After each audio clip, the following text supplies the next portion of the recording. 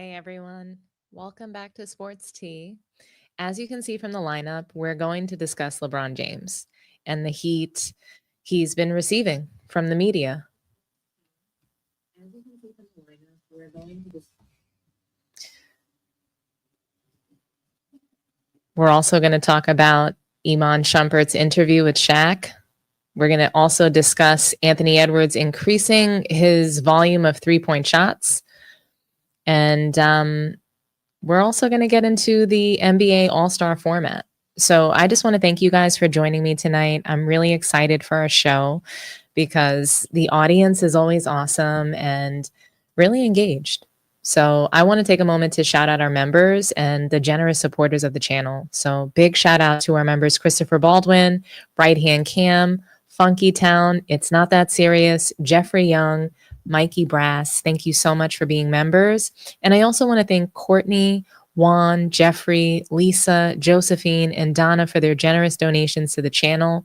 It means a lot to me. It really does. And it helps to continue helping to expand the channel. So thank you again. If everyone can also just do me a quick favor and like and share the video and subscribe to the channel if you haven't done so already, I'd really appreciate it. So let's see who's in the room with us tonight. So we have main event. Yes, the chickens are coming home to roost. We have Zibanki's 10. Hey, Sports Tea, looking forward to hearing your takes again. LeBron can't take the heat, especially when spitting facts. It's just tiring to keep protecting a fraud for years. Think about it. Okay, who else do we have here? Aaron Tenorio. Hi. Thank you for subscribing. It's nice to see new faces, new handles here in the chat. Thanks so much for being here, Aaron. Really appreciate you. We have also Von Chris Cordova. Oh, pizza time. You're here. Nice to see you. We have Marcel Marshall. We also have Blanco Smoke. Blanco, I'm on the West Coast. So it's late over here on the West Coast too. I work quite a bit and the holiday season really has me super duper busy, but I really want to keep pushing out content and just going live when I can and engaging the basketball community because I love the sport so much. And honestly, it's pretty much all that I do. I go to work and I watch games. I even watch them on my phone from work, or I come home and I watch games. So I love basketball. So again, thanks everybody for being here. I see we have AD in the chat. Is that 66 turnovers in 17 games now? That is actually pretty amazing. Yeah, it is. Pretty disastrous. Kind of reminds me of Caitlin Clark and a bunch of other high turnover kings and queens out there. LeBron has empty calorie records. Of course he does. He's pretty much just stat padding at this point, trying to widen that gap for being the all-time leading scorer. And I don't believe that it's going to take someone else 40 years to break it unless they start changing the rules. So if the game becomes more physically defensive again, it's going to slow down the lifespan of players. So yeah, I mean, LeBron sort of stat padding his way through the rest of his career is pretty funny. I wanted to, allow for some more people to load into the room with us and get settled in. I see D Frequency. Thanks so much for being here. Ed Frank, True Life Times. Welcome on in. Goldmine 6. How's everybody doing? Mikey Brass, one of our newest members. Thank you so much, Mikey, for being here. Philemon X. Hello. It's not that serious. I know you're falling asleep. I know you're going to watch later today. So thanks so much for that. Really appreciate you. Okay. Alrighty. So let's just jump right into our first topic. That's LeBron James. This man, he's been totally on the run from social media. And I just think it's hilarious that, LeBron feels that it's so toxic that he needs to step away. And he also believes that the national media is spewing negativity. And it seems that the mainstream media is now calling him out left and right because LeBron James lied to all of us. He told us that Bronny was special. He told us that Bronny was better than the guys he was watching on League Pass and that he could suit up for the Lakers right now. When he was in high school, this is what he said. Kind of crazy, right? He said when Bronny was in high school as a senior that he could suit up for the Lakers at that time. So when he called out the media, people who have protected LeBron and lied for him and pushed a bunch of phony narratives, they're beginning to say, hey, we rebuke this narrative. We're going to go right on ahead and rebuke this because we lied for you every day. We backed you up. When you said that Bronny was good, we talked about how historical this father-son duo would be, even though it's not impressive at all. We said that you were number 2 behind Michael Jordan, even though you're not better than David Robinson. LeBron James has not shown his loyalty to these media members like Kendrick Perkins, Rachel Nichols, Brian Windhorst, and some of the others that he's unfollowed every time they try to keep a modicum of journalistic integrity. Oh no, they told the truth. Let me unfollow them. Like a child. Because unfollowing them changes their life so drastically.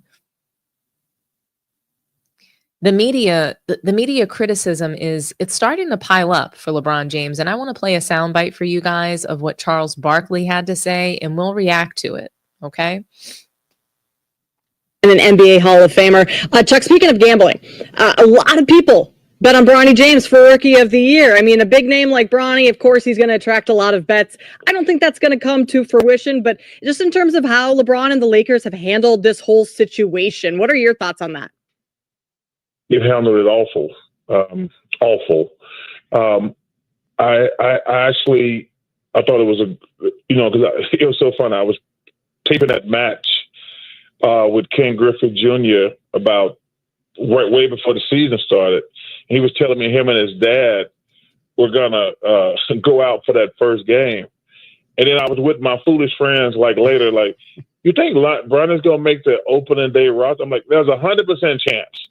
There's no way in the world Nike is flying Ken Griffey Sr. and Jr. out there, and Bronny don't get on the court with his dad. Right, and his dad's not gonna let him play. First of all, that's a Nike commercial waiting to happen. That's waiting to happen. But I thought it was great, a little ceremonial first game. But the kid's not ready to play in the NBA, and he should be in the G League, and so he can play basketball. He's not going to get better sitting on the bench. But also this thing where he's only going to play home games. That's wild. Not traveling with the team. It's wild. If you mean stupid, yeah, because it's not fair to him. It's not fair to the team. Can you imagine a coach of that team? Like, you come off a road trip and there's a player you ain't seen in a week or two, and then you feel like you probably got to play him. So I don't think they're doing Bronny any favors, and they just handled this thing really bad. It's a bad look for the Lakers. It's a bad look for the Lakers. I actually think it's a bad look for, I really like everything LeBron's done, but this is a bad look for him, in my opinion. All right, Chuck, we made a bet about your bet. A lot of people bet on Bronny to be Rookie of the Year. I guess it's still a possibility, but not even that he'll win Rookie of the Year, but just so that he'll be in that conversation. I think that is what will still wind up happening. The discussion of Bronny being Rookie of the Year brings content and controversy, right? Bronny he's driving revenue across the sports industry, whether it's ticket sales for people who either want to see him or LeBron fail or succeed, jersey sales or media clicks and viewership. Bronny is driving all of that. The NBA, the Lakers, and Nike, they've turned Bronny James into a spectacle. He's a complete sideshow, all for money. The NBA didn't think it was a good idea to market the players with actual basketball star power, athletic success and true talent. The NBA didn't want to market the reigning NBA champions like Jason Tatum and Jaylen Brown, but instead they wanted to market the Lakers, who were a first-round knockout with Bronny, who averaged 4 points in college. The NBA is marketing them when they should be investigated for Bronny's draft pick and clutch tampering with the draft. They should be investigated for Bronny's participation in G League games as well as NBA games because he's not injured and we all know it. And the Lakers should be investigated for the Darvin Ham fire and JJ Redick hire. A team that fires their coaches every year or 2 years should be investigated. The NBA should be looking into all of these things, but instead they're marketing the Lakers and this father-son duo. Instead, they're investigating other teams with legit injuries like Joel Embiid and the 76ers. They're investigating teams like the New York Knicks with legit coaching hires that have actual experience. They're investigating those teams. Really interesting, right? I felt that Charles Barkley was spot on when he says that Bronny not playing at home is a stupid decision. LeBron is just asking for criticism, but he had to weigh and measure what's worse. Bronny diluting his legacy by stinking it up on the court, or just pulling him out completely and facing the music for that. He didn't want the media to have any more bulletin material and content from Bronny pretending to be a basketball player. Who knows? I mean, Bronny may just decide to finally play video games by the end of the season. His dad, he did foreshadow that, right? By tweeting that he was working on Call of Duty skin for Bronny. LOL. Oh man, imagine that. We don't see Bronny ever again on a basketball court. And all of a sudden, he's this Call of Duty like master, and he's on the cover of Call of Duty for their next video game release. Too funny. But Charles Barkley, he wasn't the only one that said Bronny James probably wasn't going to be a great player in the NBA. Rachel Nichols made comments on Undisputed before it was canceled, and she talked about Bronny being compared to Davion Mitchell, and she even said that he could have a decent career, as others have had, as a defensive guard on the high end, but she didn't believe him to be some sort of star. She didn't see that. And he's nowhere near Davion Mitchell, Marcus Smart, or any of the people that she was kind enough and gracious enough to compare him to. But LeBron James turned around and unfollowed her because of those comments. So I guess he doesn't like her anymore, but she was in the locker room post-game asking questions. She was asking questions after the Lakers lost to the Orlando Magic. By the way, I'm excited because Lakers just lost 3 games in a row. They can't beat any good teams. They can't beat any teams that have, all of their franchise players on the floor. They can't beat teams that are actually healthy and not depleted. Just in case, there's any LeBron James fans here or Lakers fans in the chat, are you guys okay? Are you going to be okay tonight? Because they just lost 3 games in a row. JJ Redick's face looked red. Red as all get out. LeBron James turned the ball over, 6 or 8 times tonight? I counted at least 6 turnovers. Pretty bad, pretty pathetic.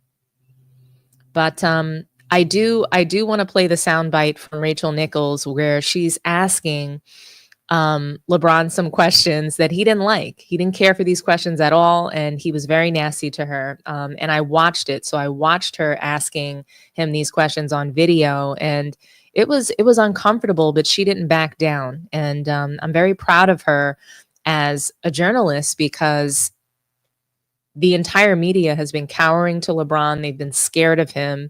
And I guess she has nothing to lose. So I'm going to go ahead and play what she had to say and what he had to say.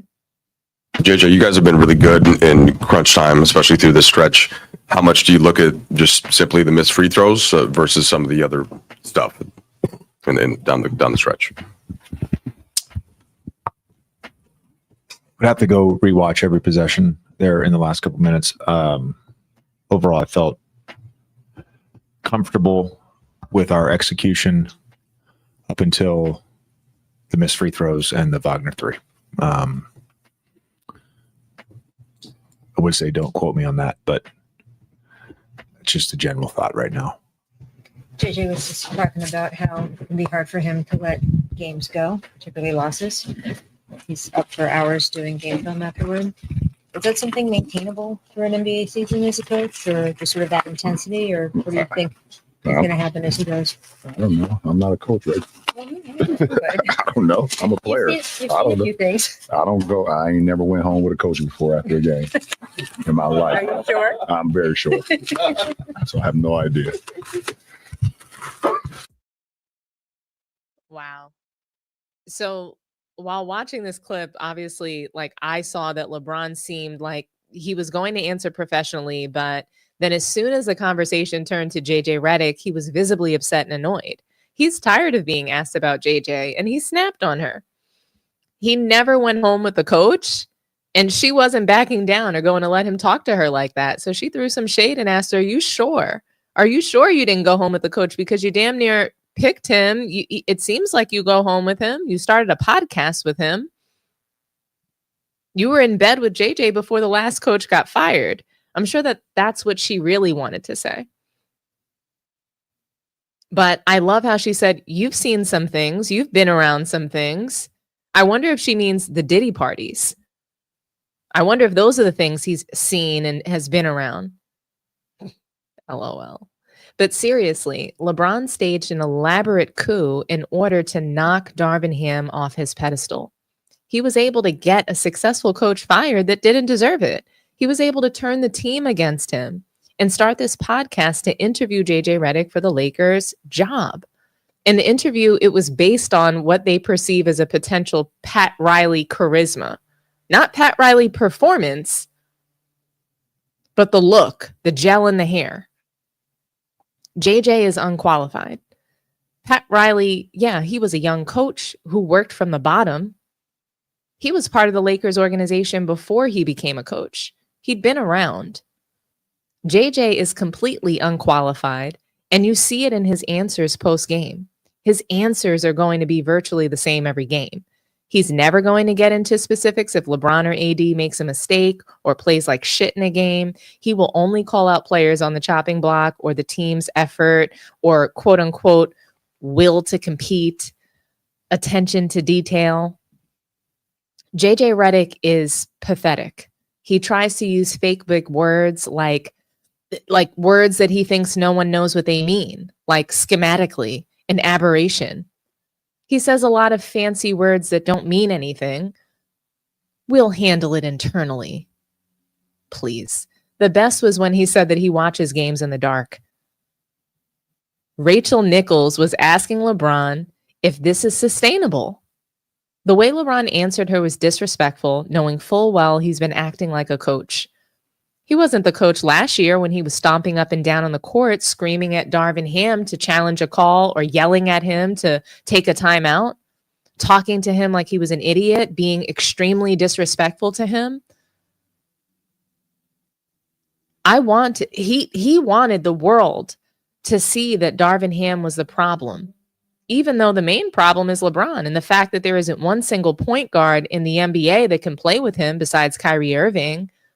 Or the fact that since he's 39 years old, he only plays offense and he believes he's entitled to take a break on defense.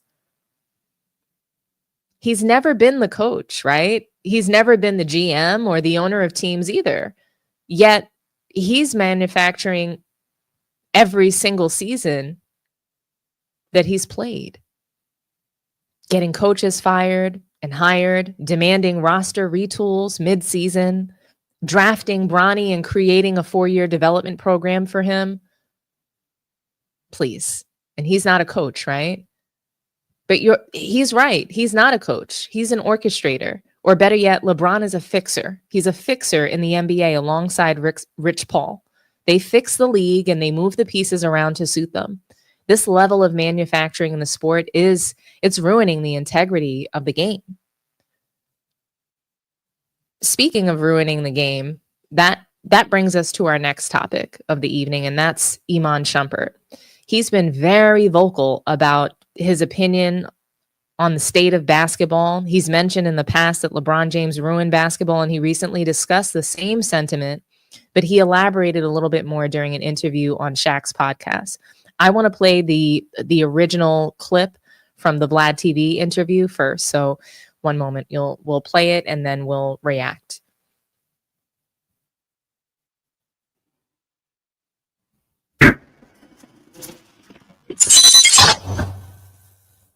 I mean, you said LeBron ruined basketball when he left the Cavs and joined Miami in 2010. Yeah. Why is that? I mean, in the like, if you watch the conversation, like, of course, I know y'all chop it to where y'all could release it, how y'all release it, but the conversation was the statement was that Kevin Durant ruined it when he went to Golden State, and I was saying, well, technically, no.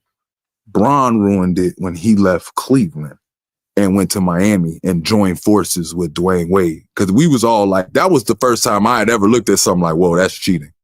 I believe the other time it was like LeBron was I believe CP was supposed to join Kobe.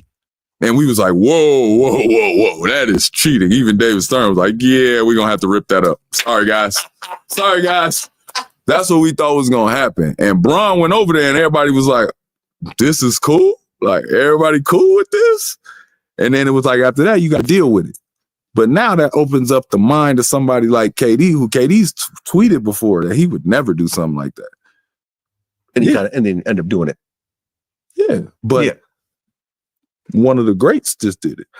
Well, yeah. I mean, and now you got to compete with it. Right. You got to compete with the team up shit, is what I'm saying. Like, I can't say no more, KD, just sit over here in this small market and because it's like, no, you ain't losing. Yeah, you're not gonna beat no Miami where it's cracking at, and they got all them superstars over there. Mm-hmm. Like, quiet as kept. They got to be happy that Chris Bosh had to sit it down because they would have had to deal with dude. You know what I'm saying? So it's like you got I think the clip it did what they needed it to do, but I still stand on that. Like, if Bron doesn't leave and go over there, it's a lot of things people would have never did because everybody used to be like, you don't do that. That was just the mindset of it. It's like what I said about Steph and them. It's like, bro, I'm no longer in that mindset that's so small where I'm just like, we shouldn't be shooting threes. I can't say that no more. This has been consistent, and now it's opened up to where everybody can shoot better. Now, you look around the league, jump shots are everywhere. It's so many people you can't leave now. You know what I'm saying? And you think about it, if Steph and them don't win shooting threes, do you think it'd be all these shooters?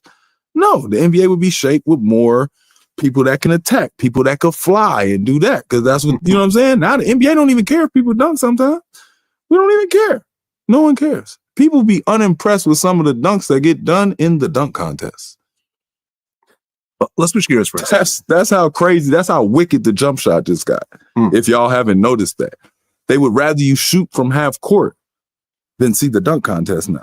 People be going through the legs off the side of the glass, reverse behind their head. Might be like, it just wasn't nothing this year. Like, what, bro? But it's crazy to think that, though. But that's how they transform the game. That's what I was saying. It's like, it's a preference.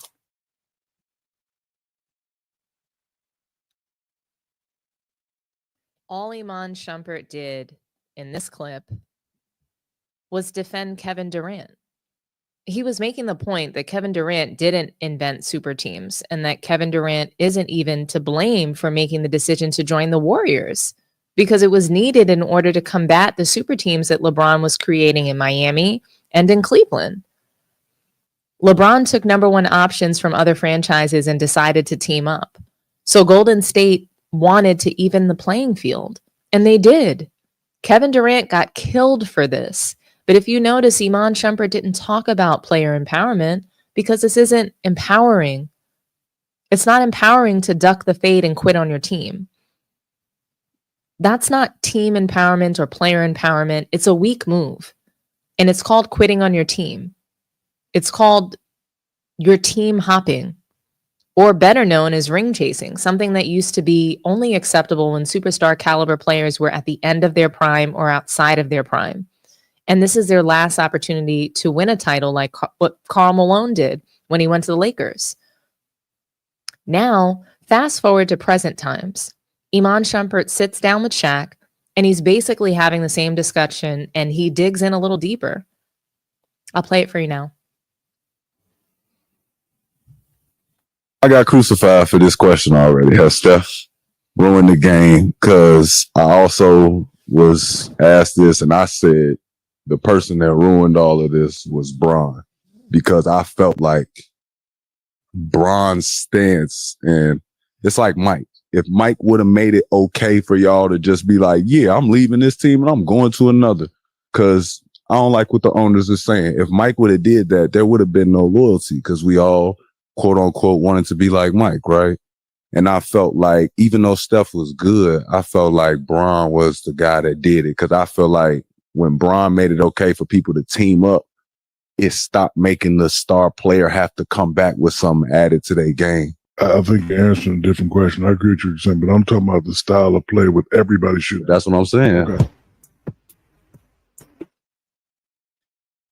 Okay, so I agree that LeBron made it okay to team up, but I agree with Shaq also. I think that Iman Shumpert is combining two different discussions, and I think he's giving LeBron James too much credit for impacting or influencing the NBA's style of play.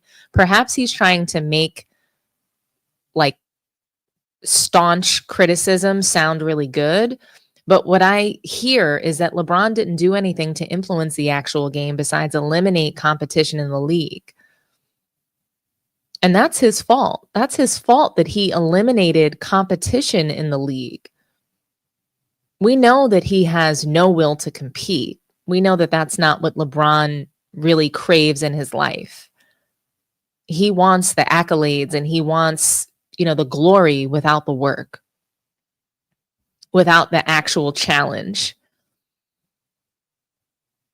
But LeBron James has no play style. So to say that he influenced a play style is really funny to me. Running full head of steam down the court, getting a high screen, backing up several steps to all the way to the half court line to get more dribbles in before driving and then charging the lane to either get to the rim or kick the ball back out to the perimeter is not a play style.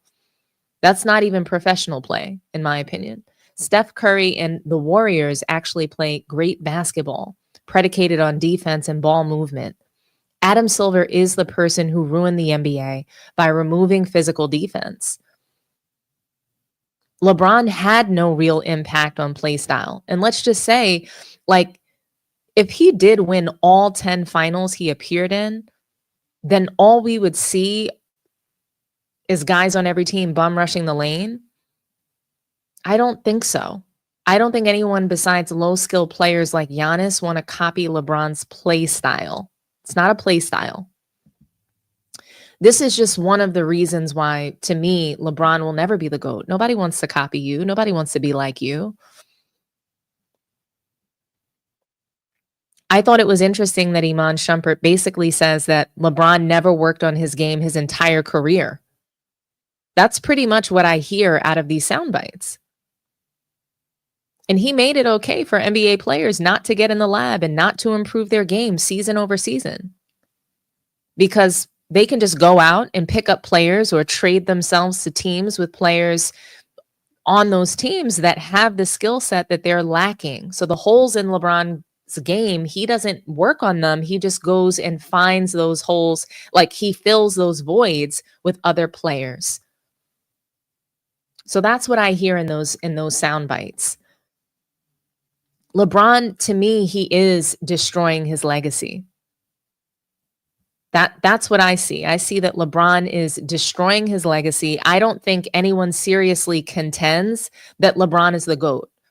To me, that's not a serious discussion or argument. He's taken himself completely out of that discussion. LeBron has removed himself from the GOAT discussion. And who does he have to thank for that? He's removed himself out of the conversation thanks to the La Media, Clutch Tactics, JJ Redface, and the Bronny Kardashian reality show.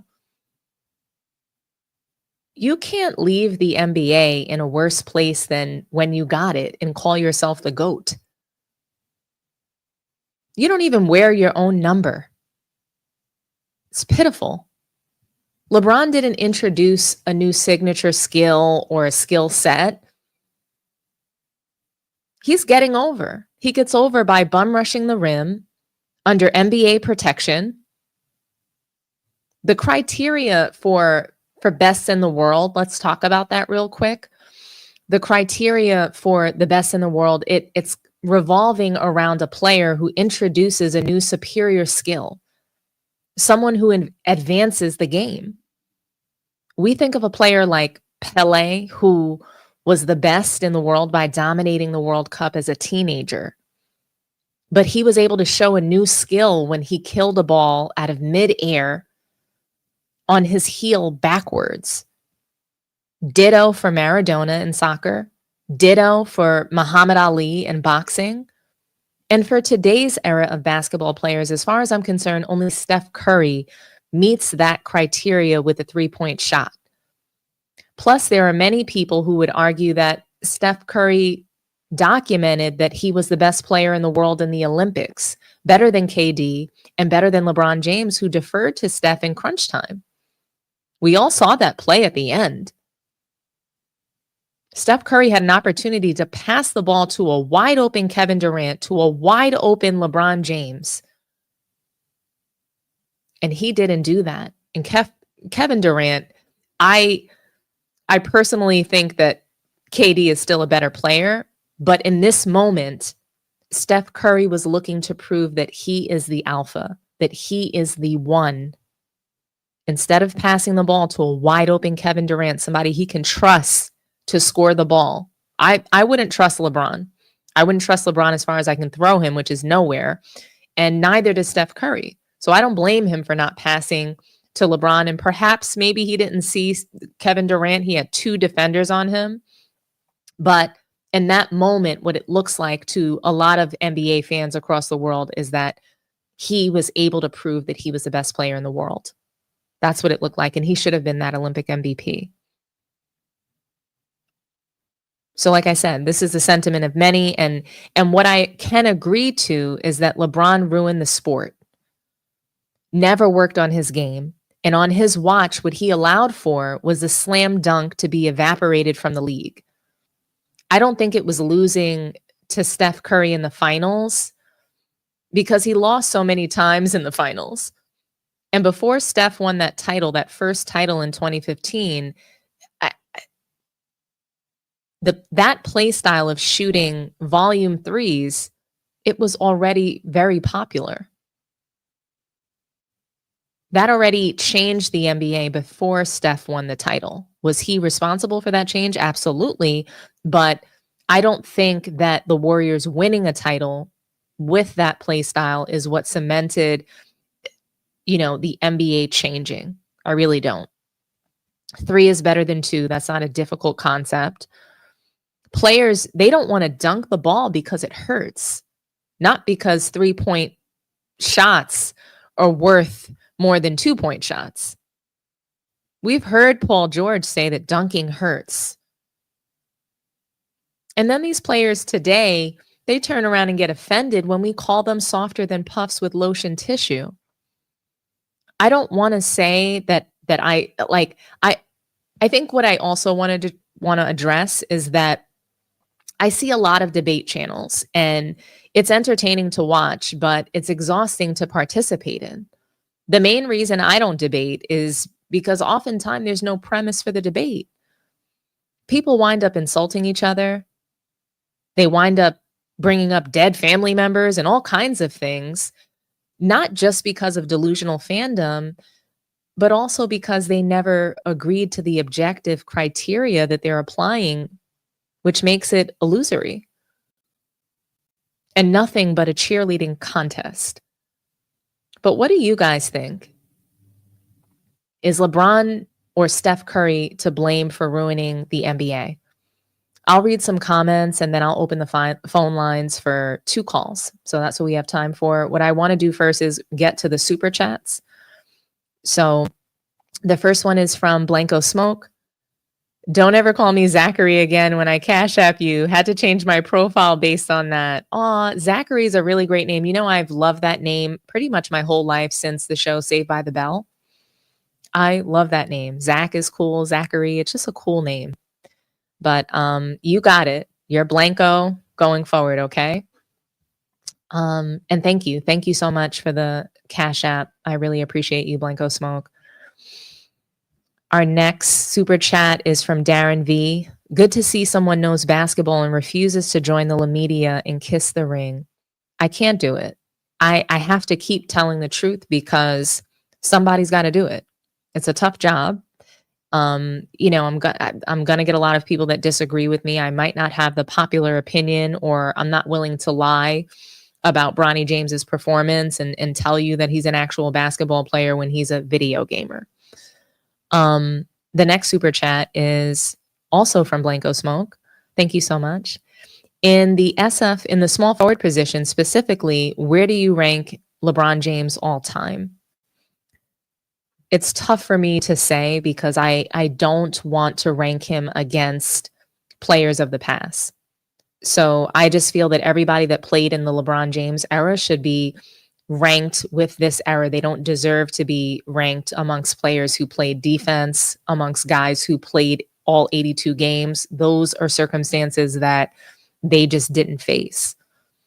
So I really wouldn't rank him all time. If I have a gun to my head, perhaps I could put him in the top 20 or the top 10 of all greatest small forwards. But when you don't actually play your position, how can anybody actually rank you? LeBron's not a small forward. He's not a point guard. I believe that LeBron James is a power forward. When you take a look at his shooting percentages, they're god awful. And they look like a power forward's stat line. It doesn't seem like someone who is a guard or a small forward. And I get it. People are going to tell me he's all time in assists, blah, blah, blah. Miss me with the bullshit today. Okay. So we'll read some more comments and I will throw the phone number up for you guys. Please feel free to call in. I would love to hear from someone that, you know, has a good reasoning for for what's happening in the sports world. Do you think, so when you guys call in, what I want to hear is, do you think that LeBron James is damaging his legacy? With all this media stuff that's going on around him, it seems like he's not being protected by the media anymore. So do you believe that he's actually damaging his reputation? Do you think there's no change? For sure, I want to hear what you guys have to say. And I guess if you're calling in for the second topic, that question would be, who ruined the NBA, Steph or LeBron? Okay, we have our first caller from White Plains, New York. Hi, thanks for calling Sports Tea. Talk to me nice. Are you there? Can you hear me? Hello? Hold on, let's try this one more time. This is Sports Tea. Are you there? Have you ever played any serious games of basketball? Are you there? I'm here. Okay, there is an echo. What I'm gonna do? Have you ever played any serious games of basketball? I'm gonna call you back a little bit later. Okay, let me call you right back. There's an echo in your background.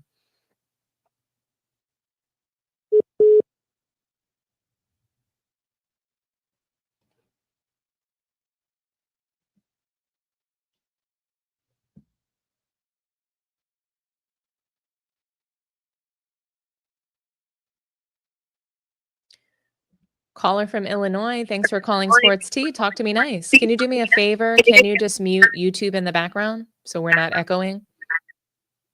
Oh yeah, for sure. How you doing tonight? I'm so good. What's your name? What's my name? Yeah. Oh, I can't get that out. I just want to get to the topic. Oh, no problem. Go right on ahead. So the question is LeBron, is he ruining his legacy? And the second question is, who's responsible for ruining the NBA? Is it LeBron or Steph Curry? No, I don't think LeBron's ruined his legacy. I think it's already been solidified already a long time ago. And for the second question, who's ruining the NBA? No, I don't necessarily think the NBA has been ruined by neither LeBron or Steph, because Steph is he can't help that everybody's shooting threes and everything. And LeBron, I don't think he can't control where other teams go, other players go. Okay. That's an interesting, I think, of course. Yeah, I don't think that LeBron. I'm gonna call real back because my phone is going in and out. Oh, I'm so sorry. Thank you for calling though. I love to hear from folks who don't agree. So thanks so much for your call. Oh yeah, for sure. So. Thank you. Okay, we do have time for another call. Feel free to, call in. Let me know how you feel. I mean, I wish we had more time with the last caller, because I can agree that LeBron James's legacy is probably like nothing's going to happen to it. He's got a lot of fans, but I mean, for you to say that he doesn't control where other players go, I mean, he's a part of Clutch Sports. He has actually controlled a lot of movement in the league. Rich Paul has done that for him. So really interesting stuff. Thanks for calling Sports Tea. Talk to me nice. Hey, how you doing? Hi. Who do we have tonight on the line with us? Yes, I do agree. Your first question, I think LeBron has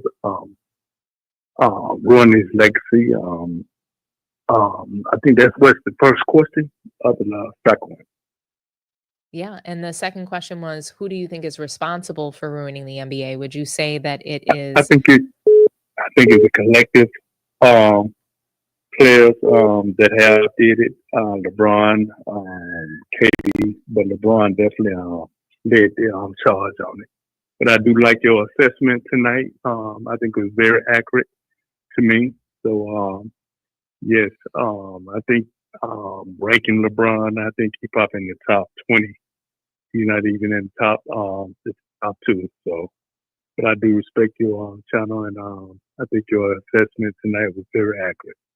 Thank you so much. I really appreciate your phone call tonight, and I look forward to hearing from you again. What was your name, sir? My name is Terry. Nice to hear from you, Terry. You're welcome to call back anytime.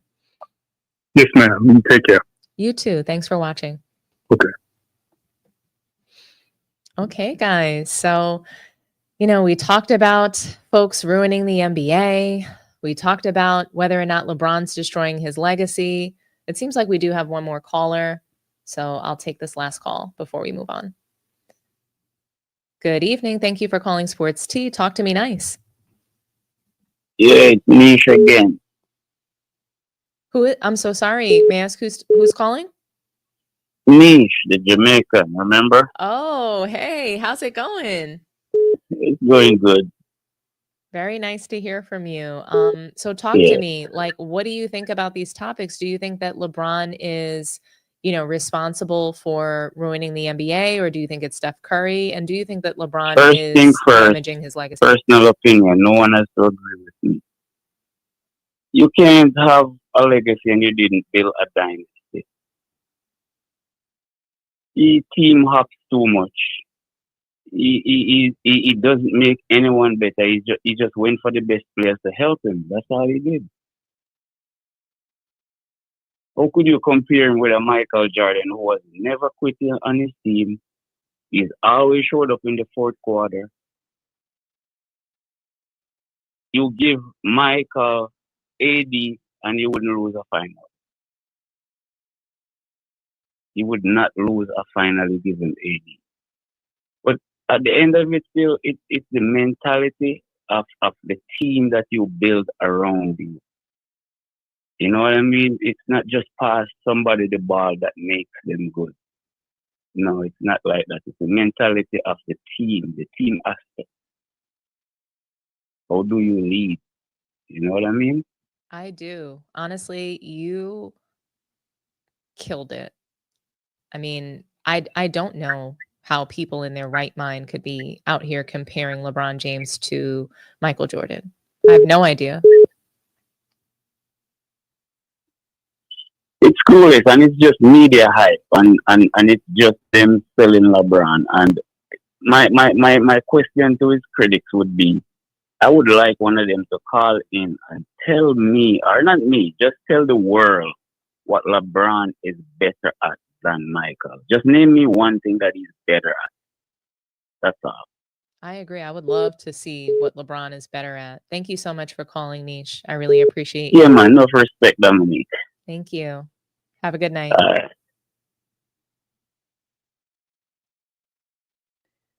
Thanks for calling Sports Tea.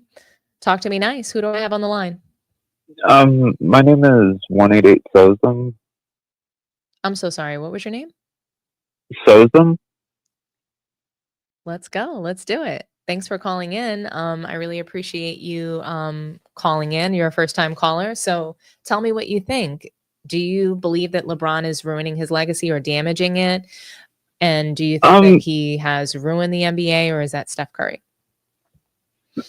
If I could speak to what's ruining the NBA in terms of LeBron James. Oh yeah, go right on ahead. I feel like it's more of the entitled attitude, like the kind of the aloof attitude that he has toward the fans. And I feel like that does more to ruin the game because it makes the fans feel disconnected from the superstars. Where back in the day, you had Michael Jordan and he would allow fans to touch him. And, you know, he had a level of interaction with the fans. And these days, I see players wanting to keep their distance. And I feel like that attitude is creating a toxic environment for the NBA. That is a really great take. I think that there's so many factors that have led to the demise and the decline of the NBA. I think, you know, what Iman Shumpert was talking about and what Shaq, their discussion was specifically about the actual game, not the state of the NBA, because I'm with you. I've talked about that in great length, but how the NBA plays and their product that they're delivering, with it being all about uncontested 3-point shots and layup lines. Iman Shumpert was saying that LeBron is responsible for that play style because he was unable to beat Steph Curry in the 2015 finals.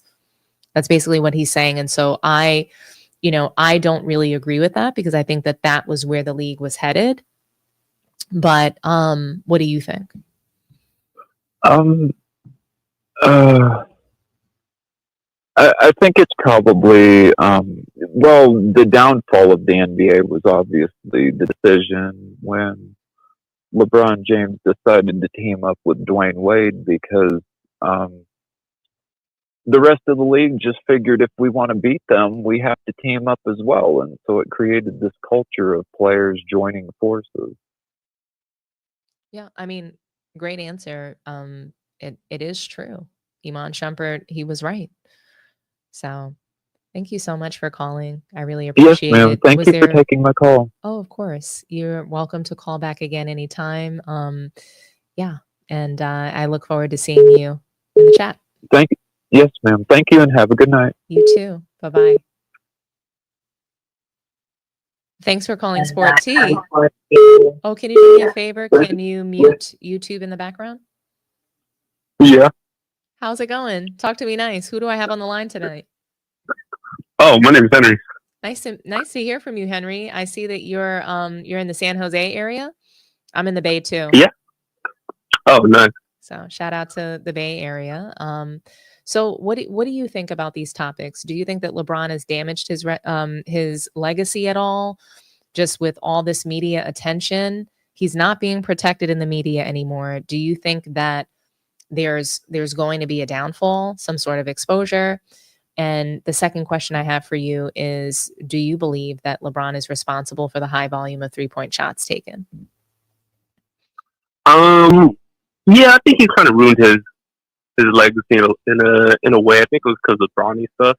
Okay. Just the nepotism, probably kind of forcing the media to back him up, and the media probably thought like, oh, this kid's probably all right, but the evidence has shown that Bronny sucks, and all the evidence is showing like, it's not a good look for the media that defended the nepotism with this and that. So in that sense, yeah, I think he's hurting it. And so they don't really want to defend him because they're just gonna look like frauds too. So, but I do think the main thing I want to get from is, I think LeBron's definitely, he hasn't ruined the NBA, but he does things that hurts it for sure. Just him with his constant entitlement, never wanting to go through the tough road. If his team isn't good enough, it's their fault. Give me more help. I got my stats. But when you watch the film, this guy's not playing defense all the time. He's walking back on defense, blaming others. He's stat padding. A lot of his rebounds aren't even hard earned. He's just sagging off and he just grabs it. So the whole narrative becomes, oh, I got my triple double. I'm old. It's my team's fault. Who would want this guy on their team? Because he throws everybody under the bus. Russell Westbrook, all the coaches. He forces management to draft or make trades all the time. So you're mortgaging your entire future every time you sign this guy. And in the end, he's just going to leave when, the money's gone, the draft picks are gone, He's done that in Miami. He's done that in Cleveland, forcing them to trade everything. Then once all the salaries are high, he goes up to LA. Or if he had it his way, he would have traded all the draft picks. And for what? One bubble championship. So, and it just makes it okay for all the other superstars to be like, hey, it's not going my way. Let me get out of here. And as a fan, that kind of sucks. You being from the Bay, I mean, I don't know if you're a Warriors fan or whatever, but the first championship they had in 2015 and 2022 championship, those were amazing championships because it's also hard earned. That didn't ruin anything. He plays hard, plays unselfishly, and he stuck it through. What he's done in the Bay is nothing close to what LeBron has really done, in my opinion. Because it's easy to win when you have all the talent, but after a few years of winning, you have all these high draft or low draft picks. Everyone's salaries are, so it's very tough to win with one team for that long period of time. Whereas LeBron, he just comes in, he mortgages his future, maybe he gets a ring or two, and then he's out. So you see that with Paul George leaving, all these different stars leaving. So I think in that sense, it's hard to be a local fan or a fan of any one team because it's like a fantasy draft every year, stars are moving here when things don't go their way.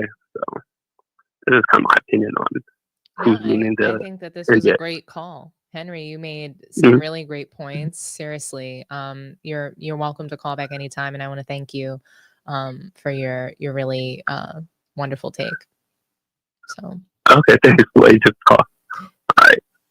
Thanks so much. Okay. Bye. Alrighty. Have a good night. Okay. Okay, guys. We're gonna move on to the next topic. That's Anthony Edwards, right? He continues to give us good content.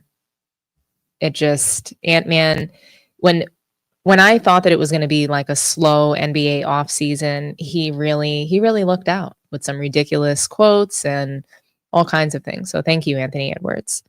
But Anthony Edwards, this is a guy who he had a lot of hype and a lot of praise last season, and he let us down in the Western Conference Finals against the Mavericks.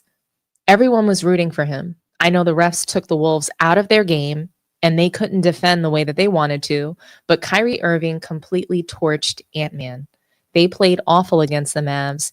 Ant-Man didn't duck the smoke, not once. Even though he was playing awful, he kept it real in his post-game pressers. And I was able to move on, and I was looking forward to this season. But like I said, he gave us a lot of content from all of the word vomit that he's had. He has completely fumbled so many different interviews, and he clearly needs some kind of media or PR training. I need him to stop talking until he wins a title at this point. I'm not sure if you guys noticed this, but Ant-Man is shooting a much higher volume of threes, and he started off the season really hot, and they've gone on a losing streak. And they're trying to get their rhythm back, but Ant-Man is standing on business regarding his volume and three-point shooting. Gil's Arena covered this a few days ago, and I want to play this soundbite for you guys, and then we'll react. They need to go around and look at everybody in the league, and then you're going to see players that's averaging the same as you or damn near close to you, and they shouldn't be, but they're doing something you're not doing. Like, how much is DeMar averaging at this point in his career? 23, I think, 22. And we talked to DeMar a couple of years ago on another program, and he was a solid three-point shooter, but he shifted more See, to. and that's why I can always respect DeMar, because he never fall victim to this shit. And he's like, yeah, I can shoot threes, but I feel more comfortable and confident in my midi. So I want to get to that. I'm not going to just. DeMar's taking 2 threes a game. He hasn't made he doesn't have 0.8. He's averaging 23 a game. Yeah. Actually, guys, I think that there was a different soundbite. Hold on, let me see. Was it this one? I think it was this one. I got crucified for this. No, it wasn't. Okay. They need to go around and look at everybody in the league, and then you're going to see players that's averaging the same as you or damn near close to you, and they shouldn't be, but they're doing something you're not doing. Like, how much is DeMar averaging at this point in his career? 23, I think, 22. And we talked to DeMar a couple of years ago on another program, and he was a solid three-point shooter, but he shifted more See, to. and that's why I can always respect DeMar, because he never fall victim to this shit. And he's like, yeah, I can shoot threes, but I feel more comfortable and confident in my midi. So I want to get to that. I'm not going to just. DeMar's taking 2 threes a game. He hasn't made he doesn't have 0.8. He's averaging 23 a game. Yeah. Straight 2s and free throws. Just straight 2s and free throws. That's really his whole game. 2s and free throws, averaging 7 free throws a game. For damn near his career, he's averaging 6 this year. Like, you have to study that. Like, there's a reason that he's averaging 23 just doing this. Now you add your athleticism and how much you touch the ball, what do you think you're going to be averaging? Same thing with LeBron. Like, he don't shoot all those threes. Look what he's averaging. Like, you guys shooting 12 threes, making 4. That's 8 possessions. You just throwing to the rim. It's a different era, though. DeMar is a different era, too. I mean, he's from the older era, but that's the reason the older era is still surviving. Yeah. They don't have to guard. I don't have to guard. I can just sit here. That is true. They don't. Ooh, yeah. Take the shot. Right? If I have to guard Kyrie, nigga, I'm going to the free throw line. Please shoot a Kyrie. I know you can shoot, but I don't want to be on Sports Center. I don't want to be on Sports Center today, man. Okay, so I did have another soundbite for you guys, but that is one of them. So I had 2 from Gil's Arena, and the first one, it was really just kind of going through the fact that Anthony Edwards basically said F you to everybody complaining about him shooting threes. So he was just like flat out saying F it, F everybody complaining about this. And they went on to talk about how, just because the opposition is guarding you a certain way going under and allowing for you to take these 3-point shots, it doesn't mean that you should. Lexi Brown was on the show, and I actually agreed with her. She mentioned that everybody wants to see his high-flying dunks. Everybody, wants to see him get in the lane. So, I think it's interesting. They mentioned that Anthony Edwards is shooting very well from 3. He did have a recent dip in their past few games. And, I think that the volume of 3-point shots it's just sort of a byproduct of the league and the culture of the league, right? So Anthony Edwards, he hasn't been playing that well in the past few games, but this season he is shooting 44% from 3. And that's great. He's on pace for probably 300 plus made 3-pointers in a season. And I want Ant-Man to play winning basketball. That's what I'm looking for. That's what I want to see. I want to see Ant-Man contend for a title. I agree with Lexi Brown that Ant-Man needs to diversify his game and focus on winning. I want him to get to the rim. It's not like the NBA in its current state isn't free game for an open lane. Let's go, Ant. Fly in the air again. Being aggressive and getting to the rim, it can obviously get players to the line. It can help them earn more points. And he's a good free throw shooter, so he should be looking for more high percentage shots, in my opinion. Shooting threes is a dangerous game. I really believe that it's great during the regular season, but when your game is not developed and you're facing adversity in the playoffs, most guys, including Steph Curry, are not the same shooter under pressure. Pressure defense doesn't allow for 3-point shots or for players to shoot in the spots they feel most comfortable in. They're not going to fall and land the way that they usually like. Guys need to get in the mid-range. That's a skill set. And, Gilbert Arenas, he talked about the value of shooting twos and in high percentage shots. He used DeMar DeRozan as an example. And that was a great example. To me, that was actually the best take that I've heard from Gilbert Arenas in a while. He was being real. He wasn't trolling. When he talks about LeBron, he's capping hard. But he was honest about the 3-point shot in this clip, and I appreciated it. What stuck out to me was when he said that the old era is still going and they're still surviving because they don't have to defend and they can just get whatever they want in the mid-range and in the lane and shoot guaranteed free throws if they drive. I love this comment because it just proves the point that guys today would not make it in the NBA under pressure defense from the 90s or any more physical era of basketball. Gilbert Arenas will contradict this point when he's ready to go back to saying that today's basketball is the best it's ever been and blah, blah, blah. I actually want to take you guys back to a year or two ago when Stephen Ass Smith was on Drink Champs. Do you guys remember when Stephen Ass Smith was on Drink Champs? It was a pretty good episode. I think that it was a great appearance, and he said some things that people don't even consider when they're talking about the level of shooting that takes place in today's game versus the previous eras. So let's take a listen to this soundbite, and this is the last one for this topic, and then we'll react to it before we move on. Look at Steph Curry. I think that Steph Curry is the greatest shooter God ever created. I've had Hall of Fame. More than Ray Allen? Huh? More than Ray Allen? Easy. Okay. As great as Ray Allen was. Continue. Ray Allen, any shooter that tells you that they were a better shooter than Steph Curry, slap him and throw him off the show. Just get rid of him. Just get rid of him. Just get rid of them. They're not being honest. There is no shooter in the history of the game better than Steph Curry because you had spot up shooters, you had catch in shooters, you had shooters that had their favorite spot, right wing, left wing, top of the key, 21 feet, 23 feet, 25 feet. Steph Curry, there is no spot, nor is there any range that he can't touch. Right. Do you realize with Steph Curry, you literally have to keep your head on the swivel from the moment he steps past half court? Wow. He can pull up from 40. Wow. He's that lethal. There has never been anything like him. But I've had Hall of Famers tell me he wouldn't average 20 a game if he was playing in our era. And I said, what? I said, what? Magic Jordan era? But they weren't disrespecting him. What they were saying was the game was so physical, we could get away with hitting his elbow. Yeah. Right.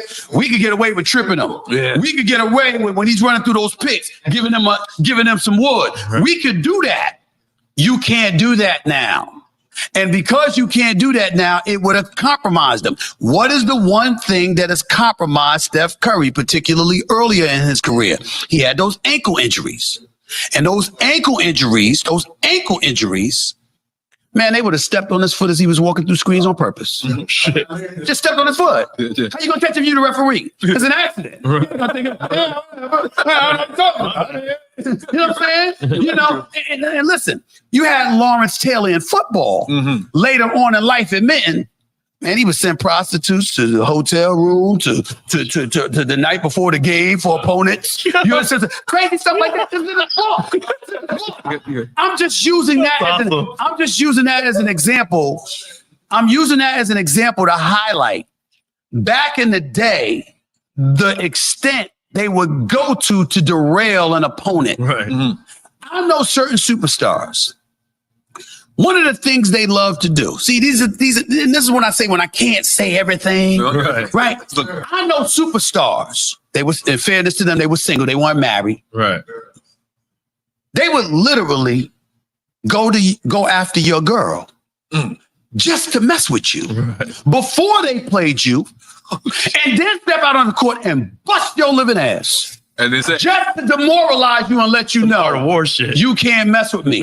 And literally, when they're doing that, you might go home thinking you ain't the man he is in other departments. Stephen A., he nailed why Steph Curry wouldn't be able to hang in the 80s and the 90s. He wouldn't get those half-court shots up. He would be hand-checked with an arm in his back, 94 feet up the court. His movements would be guided, and he would have to battle through that kind of physicality. Steph Curry is certainly gifted and can shoot from anywhere on the floor, but he wouldn't make it under the kind of physical defensive pressure that the league had back then. It's facts. And I get it. If you were born in 2003 when LeBron entered the league, you might not have witnessed basketball prior to this era. Go back, find film. I encourage it. Don't go on YouTube channels debating performances and eras that you never saw. The minute someone tells me I didn't watch Jordan, I didn't watch Larry Bird, so I can't say that they were greater than so-and-so. Okay, perfect. If you never saw something, then why are you commenting on it? If you never saw these performances and you can't say these players were plumbers or couldn't hold a candle to these players stinking it up today, I don't want to hear it anymore. If you didn't see it, don't speak on it. You weren't there. Shut your mouth. Maybe guys like Ant-Man don't want the MJ comparisons. Ant-Man was compared to him last season, and we saw how that went. Guys can't handle the pressure. What do you guys think? Is Ant-Man taking too many threes? Does the league need to diversify the game a little more? I'll read some comments before we move on to the next topic. And I'm also going to make one special phone call to someone who's very passionate about Anthony Edwards as well as the Timberwolves and how they've been playing. So I do want to read the super chats that came through, and then I'm going to make that call before we move on to the next topic. Okay. So we got, first of all, I want to shout out our very new member, KM. Thank you so much for joining Sports Tea. I also want to shout out Grape Tea News. Thank you so much for killing it as a moderator in the chat. And please, everybody, go over to Grape Tea News and subscribe to the channel. They are delivering excellent content on current events and pop culture, and it's really, really great. So I definitely want you guys to go over there and subscribe. Okay. We do have one caller calling through from Houston, Texas. So let me go ahead and answer them. Thanks for calling Sports Tea. Talk to me nice. My name's Brock. Brock, like B-R-O-C-K? R-O-D, like rock, but with a D. Oh, like Rod. Nice to hear from you, Rod. Yeah. How's it going? Thanks for calling in. What's your take? Anthony Edwards is taking a dozen 3-pointers a game. Yeah. He was shooting at like 54% from three until the last 3 or 4 games or so. Then he dropped down. I mean, his field goal percentage was like, I don't know, like 29%. Well, maybe he just doesn't want to get, as little as they do get contact. Maybe he doesn't like the contact that he does get. I mean, let's just be frank about this. I mean, nobody gets touched and hasn't gotten touched for like at least 15 years. So maybe he's just too soft, and he wants to do this and shoot 12 shots a game from behind the arc, and then occasionally go in whenever he wants to. I mean, he just don't got the balls to play that kind of game. I mean, I appreciate your take. I think that Anthony Edwards is fantastic as a player, but how his play style that he's sort of, pivoted to this season, I think it's really indicative of everything that you just said. He doesn't want to drive in the lane. He doesn't want to get beat up. He's clearly trying to save something for the postseason. That's what I think. I think they've also realized. Look at what's going on with Wembanyama. The guy is taller than everybody, and he's doing the same thing. He's shooting 12, 14 3-pointers, and he's 7'5", and he just doesn't like to get touched. And it's obvious the way he reacts to contact. It's like he's being hit with a metal chain when he's playing basketball, right? I mean, there's no shame in anybody's game. If they don't like the contact, well, then let's go with some elbow pads, some knee pads. You can put some padding on your little body, maybe some shin pads, and try to absorb this mild contact that you get in the NBA. Otherwise, it's never going to change it. And you know what? You know who was the king of hotel prostitutes? James Worthy, and especially in Houston. I love it. Oh no, we lost this caller. Okay. So I do have one person to call that, like I said, is really passionate about Anthony Edwards. So let me go ahead and give them a buzz.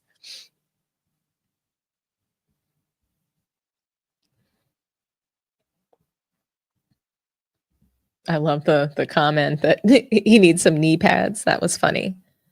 Yeah, hello? Hi, Drew. Thanks for calling what's Sports Tea. Talk to me nice. How are you feeling about Anthony Edwards? What's up, Dom?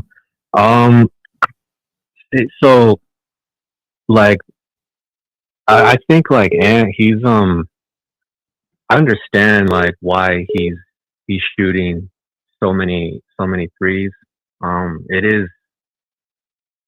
It's true that a lot of times the defender is like going under the screen and just giving him space to shoot it.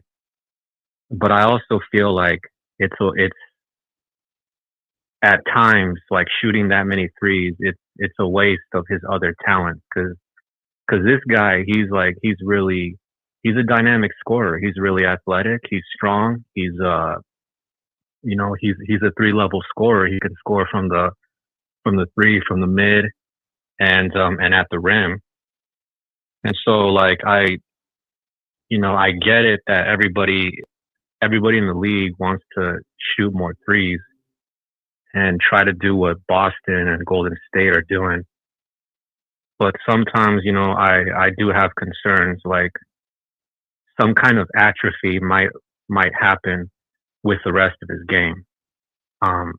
I remember like seeing an old clip of Michael Jordan, and he said the reason why he didn't shoot a lot of threes is because he didn't want his game to be affected. Like he didn't want the other parts of his game to regress.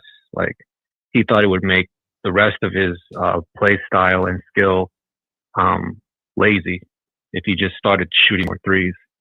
So like that's the one concern that I have.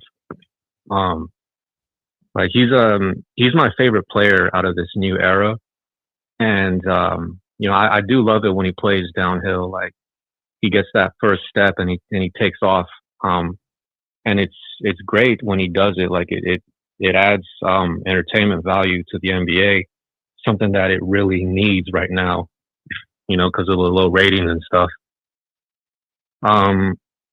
But yeah, and I know the Timberwolves right now, man, like I was excited to watch them play going into this season. And it is frustrating because this team it's too talented for them to be 8-9. Like that's their current record right now. They're, I think, one game below 500, but they just don't have an identity right now on offense or defense. And they're struggling. I think a lot of players on this team, they don't really know what their role is or what it's supposed to be. And the coaching staff, Chris Finch and his guys, like, they got to figure it out. They got to figure it out quick because, you know, next thing you know, we're going to be in, it's going to be January or February, and you got to start making that playoff push. I agree with you. I agree with you. I think you made a lot of really great points. There's a comment on the screen that I want to get your thoughts on. James Doon says, the problem with Ant-Man has nothing to do with threes. He thinks he's better than everyone, which makes his teammates not like him. Minnesota has bad team chemistry that is usually covered up by winning. What do you think about that?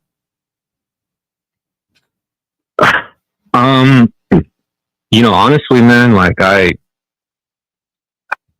disagree, man, because people don't realize. I can tell who watches Ant and who's familiar with him by comments like that, because people don't realize that Ant has plenty of like green flags. He's very coachable. He listens to his coaches. He's been doing that since he came into the league. Like he worked out for Steve Kerr and the Warriors, and Steve Kerr straight up told him, like, hey man, you're not working hard enough. And so Ant responded, and he got with his personal trainers, and they just locked in. And, you know, rest is history. He got drafted by the Wolves. Ever since he came into the league, he's been taking notes and listening to his veterans, listening to his coaches, Mike Conley or Ricky Rubio, Pat Bev when he was there, Karl Anthony Towns when he was there. He's a really good listener, and he's really coachable. And the other thing too, that I think is a major green flag for Anthony Edwards is he does a lot of like he's always defending his teammates. Like if you notice, whether it's Jaden McDaniels or Naz Reid or even Rudy Gobert or Cat when he was there, he's always defending them and sticking up for them. And with some of these other stars in the league, they like to do that, like, you know, that passive aggressive shit, like LeBron and some of these other guys. You know, they like to be all like passive aggressive and, you know, say stuff like, oh, well, I was doing my job. I got a triple double. I don't know what they were doing, or, you know, they throw jabs. But, you know, you can look it up yourself. You can watch Ant's interviews, and like he doesn't trash talk his teammates publicly or anything like that. Like he does a lot of Yeah, I actually think he's a good teammate. I do think though that what's his name? Julius Randle has very low basketball IQ. And so I'm worried about how far Anthony Edwards is going to be able to drag the Timberwolves this season as well as in the postseason. So yeah, because like I remember when Julius Randle was with the Lakers, and he's kind of like always been the same player. You know, he has his moments. He has his like, he'll have like a month or a streak where he looks really good on court. You know, he's scoring, he's making plays, and then sometimes like he just, you know, looks kind of inconsistent. It's going to be a challenge, man. I don't know if they can get it together in time or not. They look like a play-in team right now. And even if they make the playoffs, like I wouldn't be surprised if they lose in the first or second round. I think any team that Julius Randle is on is a first or a second round knockout. I think that, you know, if he gets injured, they have a better chance of going further. Yeah. And this last game, you know, Rob Dillingham, their rookie point guard, you know, he really injected some new life into their offense when he got a chance to play. And you know, I would love to see that guy just ball out and get more minutes. Yeah, because it's frustrating. It's frustrating to see like Dalton Connect and Jared McCain put up these numbers while Rob Dillingham is like limited and he doesn't get enough shine. And he's probably better. But hopefully, than both of them. Yeah, he's like a mix of like Kyrie and Tyrese Maxey almost. He's like a hybrid of those two. And like Kentucky guards, like they got a good reputation of just being good, solid players in the NBA. So hopefully going forward, he gets more playing time. Yeah, I'm excited to see what he's going to do, and I'm curious to see where the Minnesota Timberwolves will land, coming out of this regular season. So, Drew, I want to thank you for your call. Really great points, lots of great comments that you had there, and I really appreciate you calling in tonight. Yeah, for sure. Thanks for taking my call, and Absolutely. I like your style too. I like your jackets that you're always wearing. That's Thank pretty you cool. so much. This one is do you remember the Moax Nike Destroyer jackets? I don't, unfortunately. No. Okay. Well, that's what this is. This is a Yeah. it's called a Destroyer jacket. That's dope. Hey, are you from, real quick? Are you originally from the East Coast? Because you got a lot of like New York sports You guessed stuff it. behind Yes, you. I am. I'm from New York. That's part of why you always hear me shouting out Harlem when Push is in the chat. Because I'm born and raised in New York, and I've been here in the Bay Area now for about 3 years. So actually a little more than 3 years. But That's I love the cool. Bay. It's really great here. The weather is awesome. It's not quite as tropical as I would like, but it's still really wonderful to be here. Great people, great vibes, great lifestyle. So That's cool. For sure. All right. Yeah. Thanks again for taking my call. thank you Appreciate so it, for much real. for calling in, Drew. Always fantastic to talk to you. Thanks a bunch. All right. Thank you. Good night. Alrighty. Good night. Okay, guys, what I'm going to do is I'm going to read the last super chat that came through. Thank you so much, Blanco Smoke, for the $9.99 super chat. Ant has no knowledge of the history of the league. His basketball knowledge extends all the way back to 2011. Yeah, I mean, I didn't respect his comments about former NBA players and past generations. I tore him up on this channel. So, it was one of my first videos ever. I called it Battle of the Eras, and we ripped into Ant-Man, and it was necessary. So hopefully he can just get some media training. I think that's the big thing for Anthony Edwards that he's going to have to do. Okay, so let's go ahead and move on to our last topic. Let's see. We are going to get into the NBA All-Star game. Okay. Stephen A, he spoke very passionately about this. And so he called this format a disgrace. He doesn't believe that this is an Adam Silver thing. Okay. And like I said, we've talked about play style in the NBA quite a bit, and we've seen the NBA trying to make some changes to ignite players and fans of the sport, such as the NBA Cup in-season tournament. That's happening right now, yet no one cares, right? Nobody's really watching that. NBA ratings are in the tubes. But Adam Silver announced a new format for the NBA All-Star game, and First Take reacts to this announcement, and I'm going to play it for you. It was really interesting, guys. Look at Steph Curry. The All-Star Game is going through some changes. The NBA's new 4-team tournament-style format for the 2025 All-Star Game is expected to have 2 semifinal games played up to 40 points. Interesting. With the winners advancing to the final matchup, up to 25 points, sources told ESPN. The NBA is introducing a first-of-its-kind event resembling high-stakes pickup games. Sources told ESPN the league will feature 3 All-Star teams of 8 players each, along with the winner of the Rising Stars game battling it out for All-Star Game supremacy. Do I have Big Perk here? Goodness. Big Perk, this is a lot for me to follow, by the way. I know, I'm coming to you. I'm just thinking about what I was just reading, and it's a lot's happening. Essay, do you like the new All-Star Game changes? I hate it. It's a complete waste of time. I abhor it.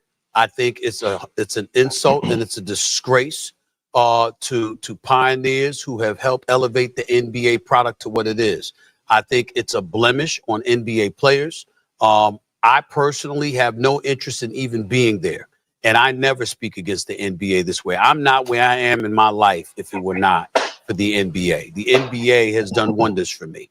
And I don't blame the league office for this at all. Kendrick Perkins, Shannon Sharp, you know, y'all are both former professional players. Y'all know what I'm about to say. This is on the players, man. You know, and I've said this on 1,000 occasions, and I've said this on 1,000 occasions, and I'll say it again. This is the ultimate indictment against the NBA players. They play harder practicing in the summer league. Now, what possible excuse could you have for playing harder practicing amongst yourselves in the summer league than you are in an exhibition game where stars descend from all over the country, if not all over the world, to come and watch you play in an exhibition? No, you don't have to go at each other like you do in the regular season. You don't have to go at each other like you do in the playoffs, but you could show some semblance of effort. They don't do it. When they changed the format and had, you know, like a team LeBron versus a team Steph or somebody. Remember in 2018 when the team LeBron won like 148, 145, and LeBron put on the show scored with a left hook in the lane for him and KD trapped Steph. You saw the energy, the adrenaline, and all of that other stuff. They cared, and everybody applauded them. And what did they do? They went about the business of rewarding the fans after that by basically, figuratively speaking, giving them the finger. They haven't given a damn about the NBA All-Star. And Adam Silver and the NBA league office has tried everything, conversations with everybody and their grandmother about modifying this because he has spoken out against it. Former players have spoken out against it. Hall of Famers have spoken out against it. Hell, Chris Paul was the executive director of the president rather, of the Players Association. And when he was there in that position, he spoke out against it. It's embarrassing. And the fact that they have to go through this just to gain interest is the ultimate indictment against players who are paid generational money, and you can't show up for an all-star game to show a modicum of effort. It's a disgrace. It really is. So obviously Stephen A doesn't believe that this is an Adam Silver thing. He believes that it's on the players. I agree with Stephen A that the players are to blame for this the most. So I put most of the blame on the players. I really do. And it's because they have no pride in their performance and they have no love for their fans. They have no love for the fans that pay to see them play. The fans that are the ones that ultimately line their pockets. I disagree that it's not on the league office, though. I think there's blame to go around. Players are responsible for how they show up in their performance, but Adam Silver and the league office are accountable for the totality of the league. He is the leader of the pack. He is the commissioner of this league, and he is accountable. Nike, LeBron James, they're responsible for ruining the dunk contest. They ruined the dunk contest all to protect LeBron from failing or being embarrassed. I don't know. But he never competed in it. He blamed it on not wanting to get injured, and then he just decided he would never do it, but wants to be compared to Michael Jordan. What a joke. Kendrick Perkins blamed it on players being soft and spoiled and said Adam Silver did everything he could to make the league competitive. No, he didn't.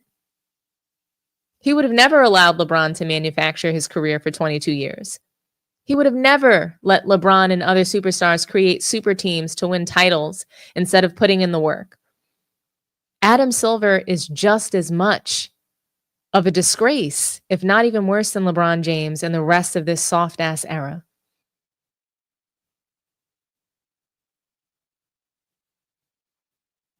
They need to be packed up for real. Just pack them up. We need to stop this. Seriously. It's out of control. What do you guys think? Is this all-star game format, is it good for the NBA or is it just another gimmick? And I want to put up the format for you guys on the screen just so that everybody has an understanding of what the new format is going to be. So there's going to be 2 semifinal games played up to 40 points.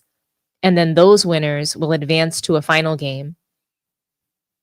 Expected to be 3 all-star teams of 8 players each, and the Rising Stars games winner. So it's going to be a Rising Star game, and that winner will face, you know, the winner of the, you know, the 2 semifinals.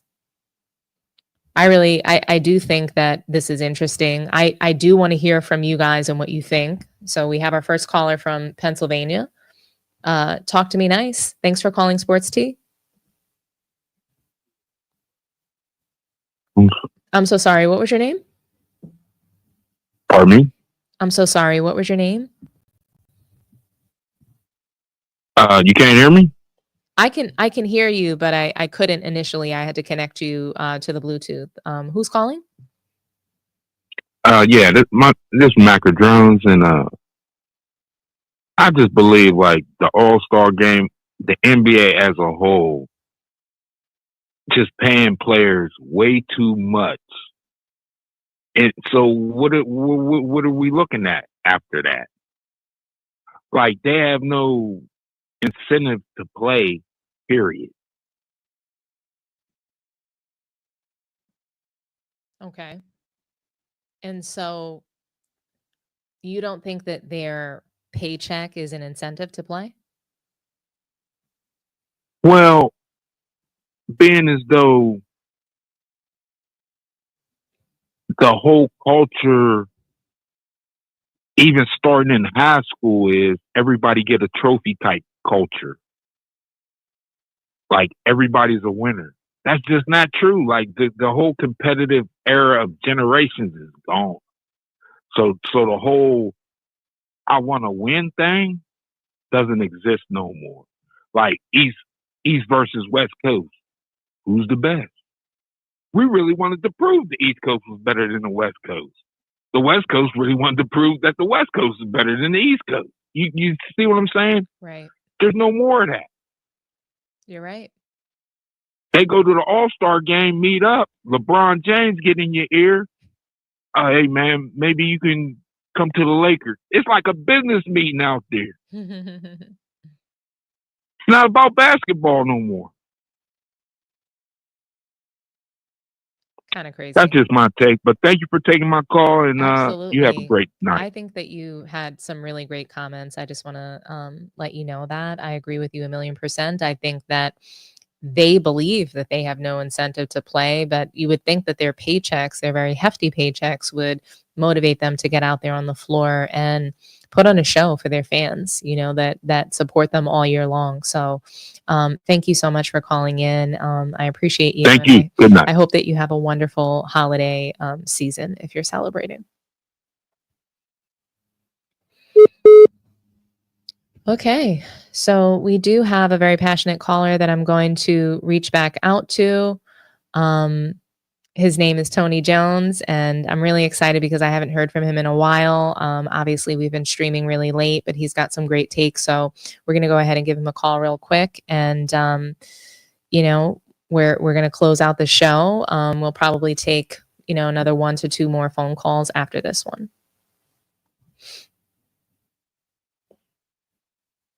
Hey, Tony. Thanks for calling into Sports Tea. I'm sorry I missed you, but I'm so happy to hear from you.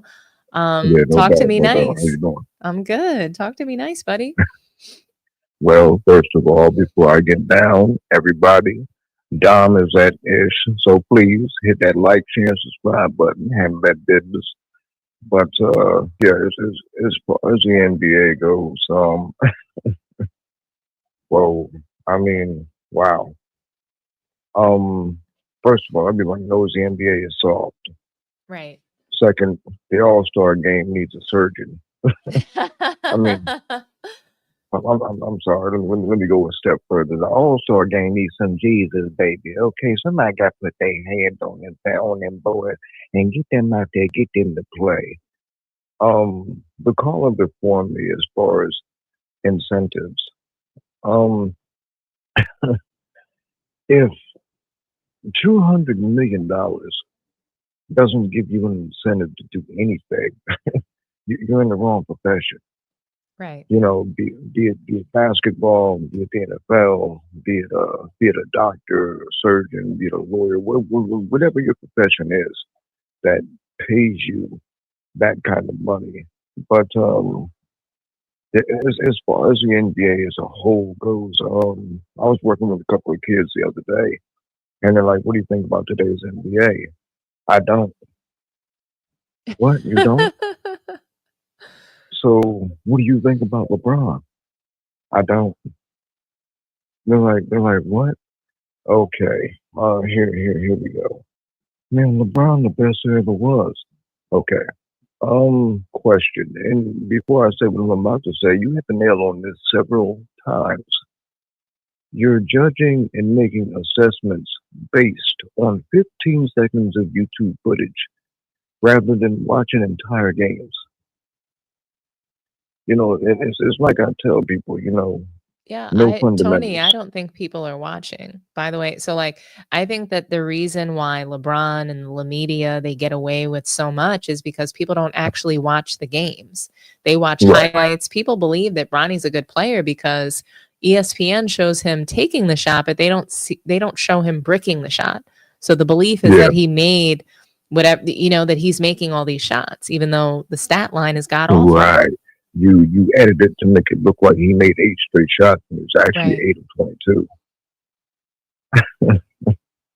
But yeah, that's great. So is this a personal call or is this a show? Hmm? I'm sorry? Is this a personal call or is this a show? Oh, we're live. We're live. Oh, we're live. Okay, Yeah, okay. we're I'm just live. not doing that, man. This call is recorded. I was Oh, calling you back because I okay. assumed that you were Yeah. calling into the live show. So Yeah, no, I was.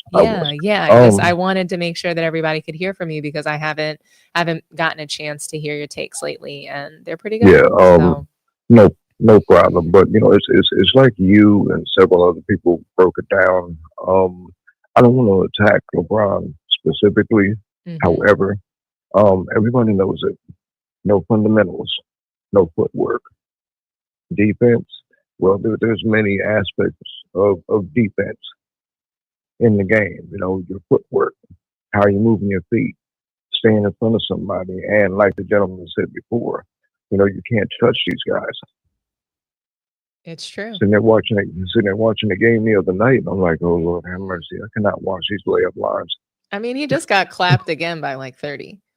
So Pardon me? you know, the Lakers just lost again. They were blown out by the Phoenix Sun. Wasn't even close. Yeah, 127-100. Yep. So Yeah, thanks so it's much for just calling us, Tony. Everybody needed to no hear doubt. from you tonight. You know, I'm about to close out and end the live, but I have one more phone call to make and then we're going to call it a night. But thank you so much. And if I don't hear from you, please have a happy holiday season and Yeah, no doubt. take care. Everybody, Okay. everybody watching the show, happy Thanksgiving. Do your thing. Once again, before I lock out, hit that like, share, and subscribe button because time is the shit. Thank you, Tony. Bye-bye. Thanks. Hey, Kelly. Thanks for calling Sports Tea. Talk to me nice, buddy.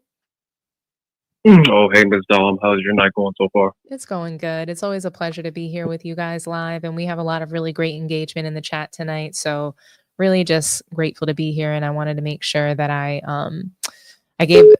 pushed out some content prior to, the Thanksgiving holiday. So thanks so much for calling in.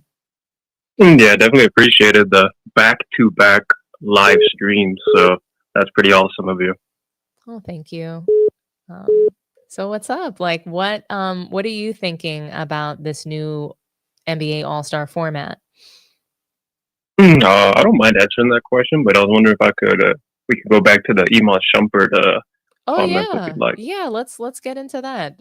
You don't have to answer about the All-Star. I thought you were calling in for that. But what do you think? Do you think that Iman Shumpert was right? That it's LeBron that ruined the NBA and that he is the cause of the volume 3-point shooting that's happening? Or do you think that Steph Curry caused that? Well, I'd like to think that let's address one thing first. Excuse me.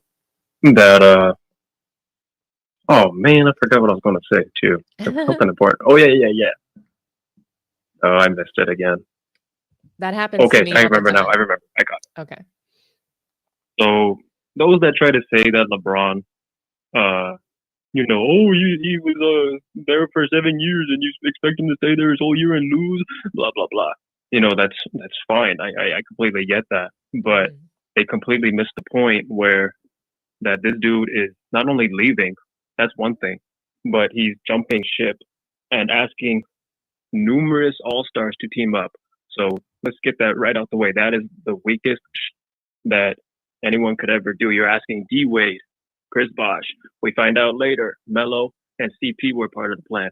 And then we find out even later that he was anticipating to go to Chicago with D Rose too, with another all-star. So let's call a spade a spade. You feel me? Right. No, I'm here for it. No, you're right. Nobody can argue that. He teamed up with all these superstars, and I don't think that LeBron James gets enough criticism for that. Mm-hmm. So, yeah, I think you're spot And on. then I wanted to answer your other question about who ruined the game between LeBron and Steph. Well, we already established that LBJ pulled a weak move, like it's a weak move, and KD has already stated that he felt comfortable doing his move because LeBron did. He's all like, "Oh, you can do this, okay," but they're both weak moves. Let's call it what it is, But at least KD and the Warriors played some beautiful basketball. Even if you hate them, they averaged like 28 plus assists a game, with that beautiful system and ball movement that they had over there, Yeah. No, and it's funny because the Warriors just play really, really great basketball. They move the ball, they defend. I don't think that they're cheating the game in any way. Yes, they shoot high volume in threes, but they deserve to take those shots because they're playing with pace and they're moving the ball. They're swinging it. So they're going to be able to get up more shots ultimately just because of their style of play.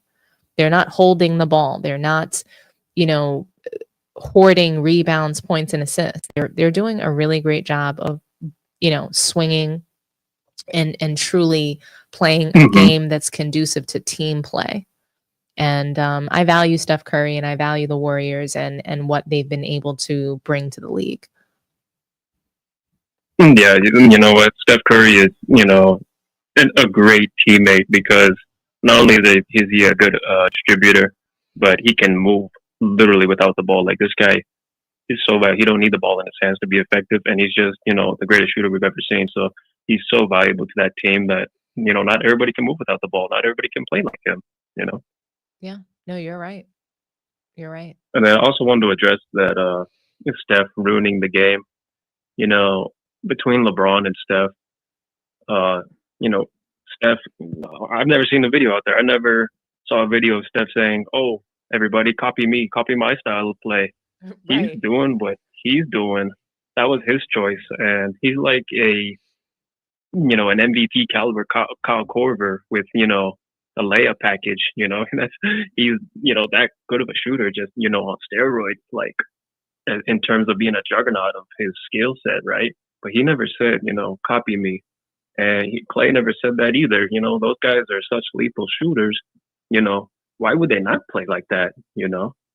So it makes sense when you have two of the top 5 shooters to ever play. It's a copycat league. It's effective for them. It doesn't mean that everyone else should copy them. Yeah. No, that's a great observation. I agree. I think that people need to find their own niche. Someone in the comments mentioned that no one specializes anymore, but I think players need to figure out, what's winning basketball look like for them, because not everybody's a shooter. Not everybody can bum rush the lane, right? Not everybody has a mid-range game. So, what do you want? Yeah, not everybody can be Giannis and LeBron. Yeah, but I think players need to figure out what they want to be known for. So thanks so much for calling, Kelly. Great call, great observations, great takes. And yeah, I just hope you have a very happy Thanksgiving if you celebrate. And Yeah. Oh, thanks a lot, Ms. Dahl, for taking my call and for the kind comments. Hope you have a nice Thanksgiving and watch some football. Oh, thank you so much. I surely will. Have a good night, okay?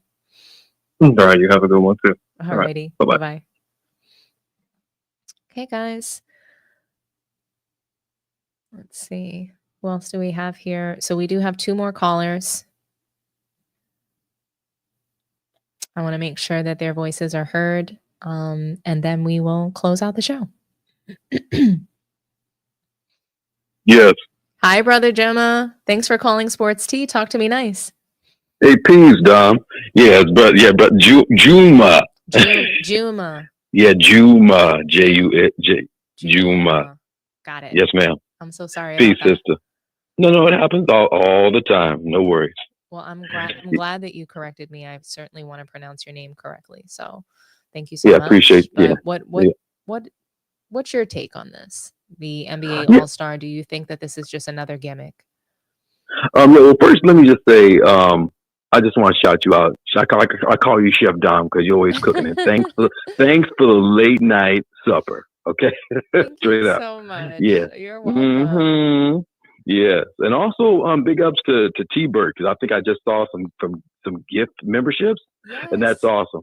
Yes, You no, know, he's and amazing. So he's always Yeah. supporting the channel and just trying Yes. to increase our engagement. So thank you so much, T-Bert. Yeah, and lastly, before I want just to congratulate you because I've been, I just recently started calling in, but I've been watching you from the gate, and to see your community just grow the way it has been over a short period of time, it's all a testament to you keeping it 100, being extremely classy and just keeping it real and not faking the funk and 10 toes down and holding on your takes and dropping facts. And that's why you're growing the way you are.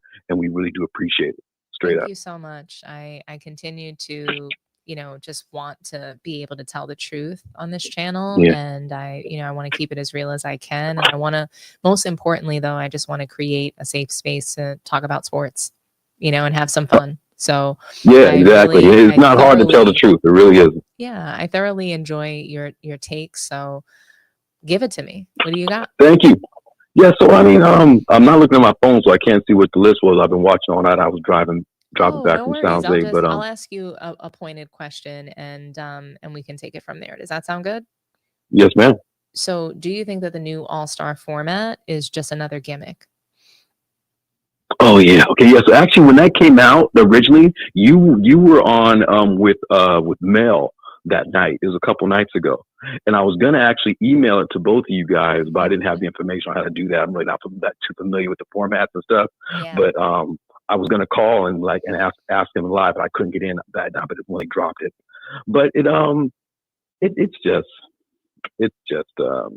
like I said, they should be embarrassed. It doesn't make any sense whatsoever. I can't go into full detail. I don't really understand the whole thing. But what some of the other callers were saying, I'm really not even interested, right, in like even putting my mind in all that. But what some of the callers were saying earlier, just to piggyback what they're saying, like just the integrity of the game, what was it? Adam Silver should be held accountable.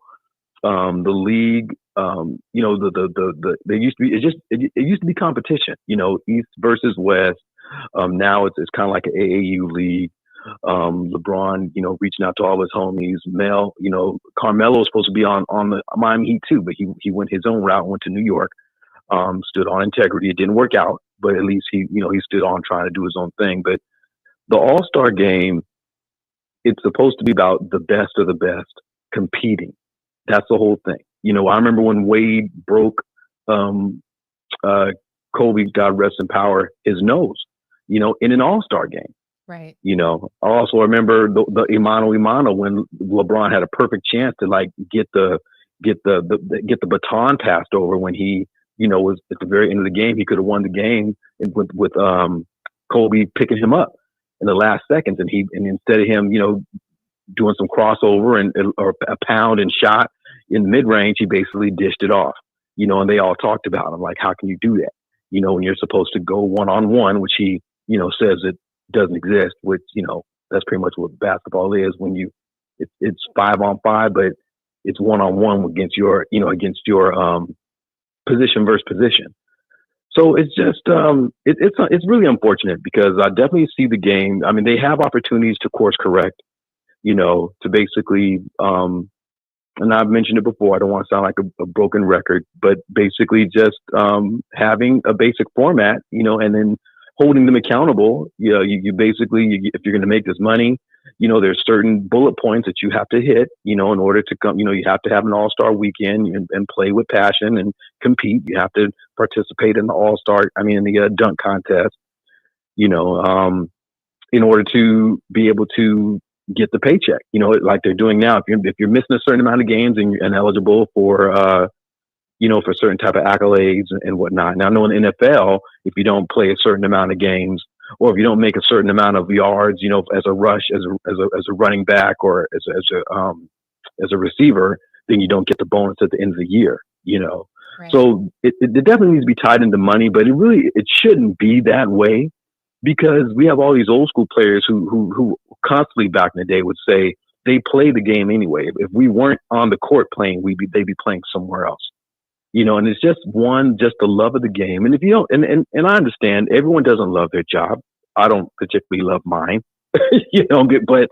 but then there's also just an accountability and integrity when you take the position that you're doing. And in their case, you have people working, we're in the Bay Area. These are $500 seats to be in the nosebleed. $400. $40 for parking. A couple $100 to get food. Not even talking about buying jerseys. So it's like some of these teams are only coming to town once, twice a year. To see LeBron. Which I wouldn't do, but still to see Anthony Edwards and to see all these players and to for them. And a lot of these aren't entitled. John Morant is. I guess he was like a upper middle class. There's not that many of us in the league that are like that. Everyone is coming. They're familiar with their fans. They know that they don't have a lot of resources. And when they're taking this last bit of money, they have, and I'm not trying to sob story, a whole bunch of black and brown people or just people who don't have a lot of money, regardless of your nationality. But that's just the reality of it. No one can really afford to do that, year in and year out, to have season passes. And for them to just turn their back on their communities, like that, and not participate and play and load manage, and not give their all. There's a time when I would literally not work. I would schedule in advance to be off on All-Star weekend so that I could watch that game. I would really work my work schedule around those games, and to see where it is now, and for them to embarrass literally embarrass Adam Silver, for him to come out publicly and say, oh, you guys have to play better. He kind of like tried to give the ultimatum to the spoiled kid who never listens and try to put your foot down, and they literally spat in his face. And instead of him like holding them accountable and doing, David Stern, like I put in the chat, David Stern is turning over in his grave, because David Stern was not a punk. He was definitely strict, but he understood this is business, and he understood that the fans are the ones that are going to empower the league. It's not the players empowering the league. It's us. And not even 20 years ago, the league wasn't where it was, or maybe 30 years. If it wasn't for Magic, before Magic and Bird, it was a whole bunch of just dope fiends. I love basketball. I love the NBA, but there was a whole bunch of, crack and cocaine going on. No one was watching the NBA. Then they ushered it in with Bird and Magic, and then basically Jordan hit the endorsements with Nike and Gatorade, and then it just blew up, behind Spike Lee in those commercials. But before that, and people just seem to forget that it wasn't that long ago. And to see how it really is, if they don't get back into just competing, and basically having integrity and playing for the fans, the league is going to fall. We should be embarrassed when you have people from Europe. We're saying people from Europe saying they can come here and they can score easily without effort. And you got, like you say, dad bods like Jokic and Luka. And let me just side note, I'm going to talk to Mel. You guys should never say Luka Vandross. Don't disrespect Luther, the voice, and give Luka his name. that is just you got to be ashamed of yourself for I doing that. actually agree with you. I call him Luca Hookah. That's my name. Yeah, there you go. Hookah. Yeah. He smokes hookah. He drinks And Smirnoff. I mean, you're worth eat millions Taco of Bell. dollars and you're seen publicly drinking Smirnoff. It's shameful. Like, It is. I call him Luca Dad Bod Doncic. Yeah, it is. I would never, I love that. ever, insult Luther Vandross, but it is funny, and I love the merchandise that Mel made for it. It's a really funny name, so I'm here for it. And it's just the idea that like Luther, he you know how he was constantly yo-yoing with his weight. Yeah. He went back and forth with his weight. He was fat, like he couldn't figure it out. And may he rest in peace. But he struggled with his weight, and he wasn't. Yeah, definitely. But the thing about it is that he wasn't an NBA player, right? Right. And he wasn't showing up to the NBA with a dad bod. So I appreciate him. He didn't show up, and his voice suddenly couldn't perform. So big or small, he brought it. Power of Love. He brought it. And Never Too Much. Those are some of my favorite songs. So Brother Juma, I really appreciate you for calling in tonight, and thank you so much. You have some amazing takes, and it's always a breath of fresh air to hear from you. So I just want to wish you a very happy holiday, and I hope you enjoy this week with your family and your friends. Thank you. You as well. Thanks for the call back. I appreciate it. Thanks for the back-to-back, and keep doing what you're doing, sister. Thank you so much. Have a good night, okay? You too. Peace. Alrighty. Bye-bye. Okay, guys. It's just been such a really amazing time with you guys. Honestly, it's been wonderful. We do have one more call, and I'm really excited to, just kind of end the live on a really great note. So let's take this last caller. T-Bert, talk to me nice. Hey, what's up, Dom? How are you? I'm so good. Thank you for all of your really amazing, wonderful engagement. I want to shout you out for gifting folks with memberships. I hope that. Oh, it's all good. Don't mention it. Oh, thank you so much. So I want to start with this. I'm going to make this real quick. It's going to be a different call from me tonight. I just wanted to give something different, if it's okay with you. Absolutely. Go right on ahead. All right. So first of all, I just want to shout you out for giving us 2 shows back-to-back on back-to-back nights. And I know you have to get up early for work. So I really appreciate your hard work and dedication to your community and your channel. Thank you very much.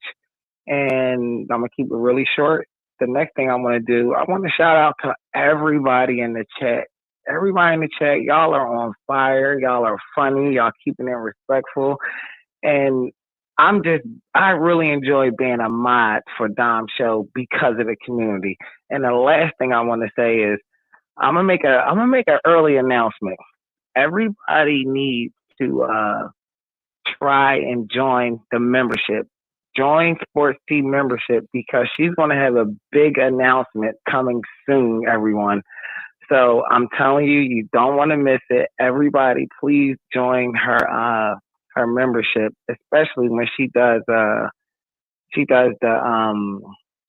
she goes, what is it, Dom, when you do something special like for the audience only, like members only stuff. So What's that called? we will have some members only content. So if you're a member of the channel, you'll have access to, that exclusive content that I'll be creating for you guys. And I'm really excited to do that. So, once we grow the membership population a little bit, I'm going to do our first members only. It'll probably be in a couple of days. Actually, I want to make sure that I get Right. I don't want to spoil it.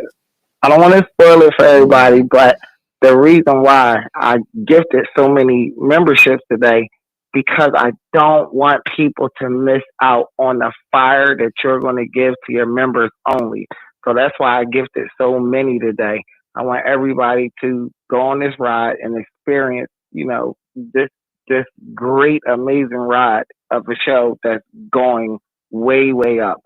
Get in early, everybody, because in a year from now, it's going to be tough to even call. I'm telling you, if you listen to her phone calls today, it was blowing up. I couldn't even get in. It's insane. I couldn't even get in.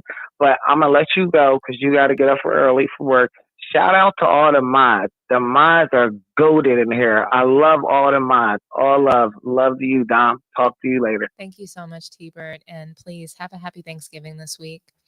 All right, you too. Bye. Alrighty, bye-bye. Okay, guys. I mean, that's pretty much the end. We're exactly at the 2-hour mark. I want to thank everybody for hanging out with me tonight. It's just been a really lovely crowd.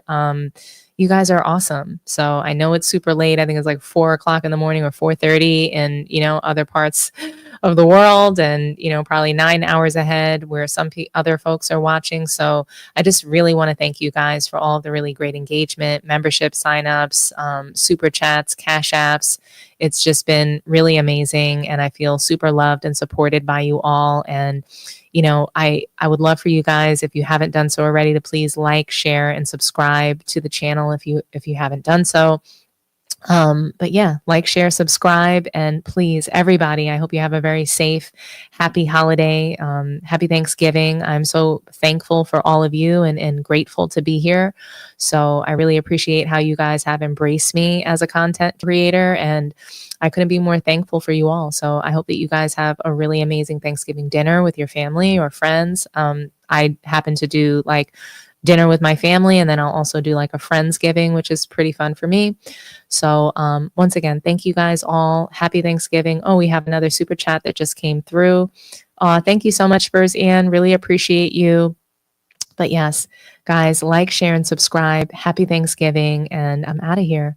Have a wonderful evening. Get some rest, and yeah, just enjoy the rest of your week. Happy Thanksgiving, guys. Bye-bye.